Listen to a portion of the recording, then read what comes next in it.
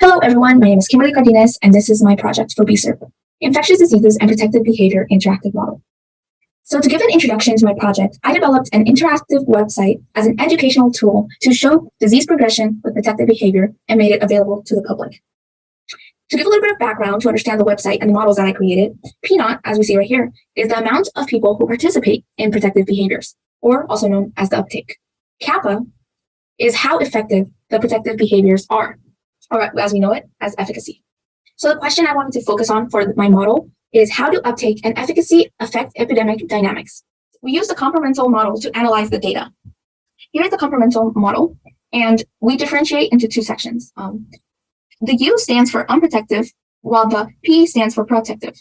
So we have susceptible people who are unprotected and susceptible people who are protected. We also have infected people who are unprotected and protected, recovered people, and deceased people. So as you can see, we kind of divide them into two sections.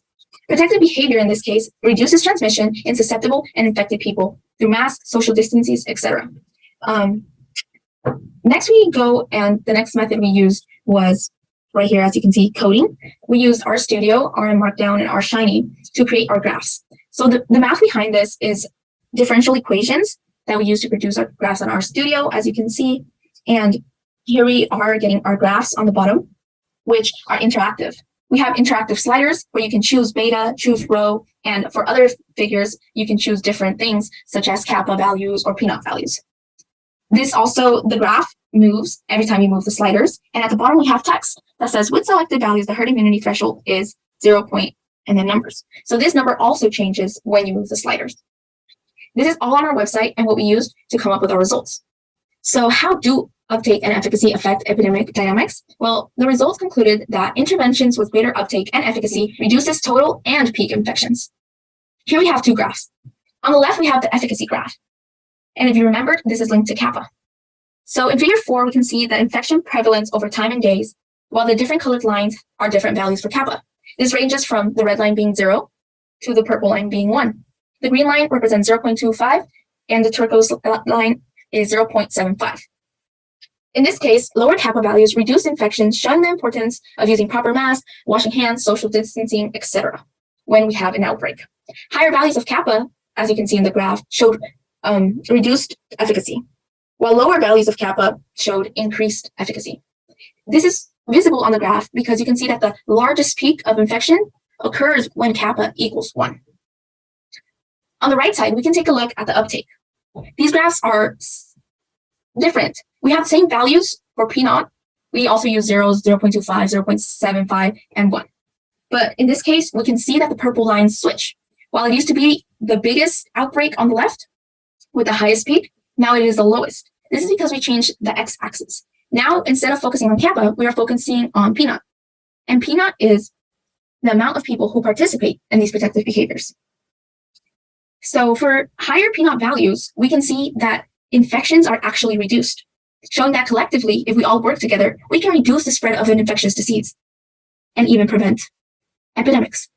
Lower P0 values indicate less people following the protective behaviors, such as wearing masks, while higher values indicate greater number of participation, such as 80% of the population wearing masks, or even if P0 equals 1, that means 100% of the people are wearing their mask properly.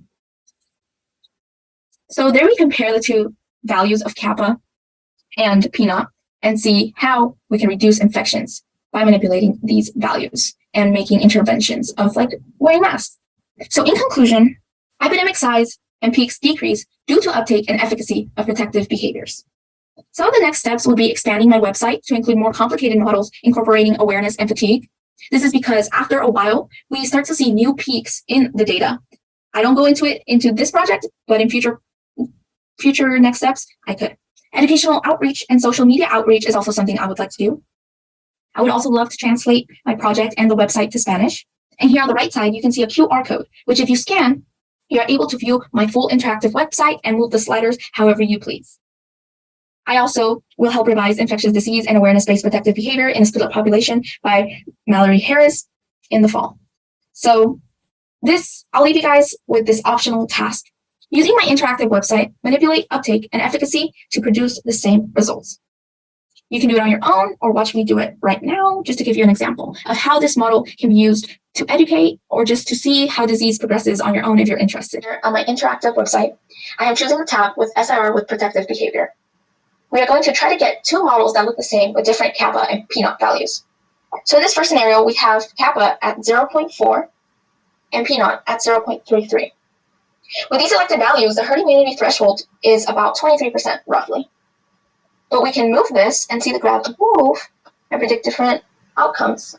If we move this to about 0.79 for kappa and about 0.82 and about 0.82 for p-naught, we can see that we get the exact same outcome, where the herd immunity threshold is also around 23%.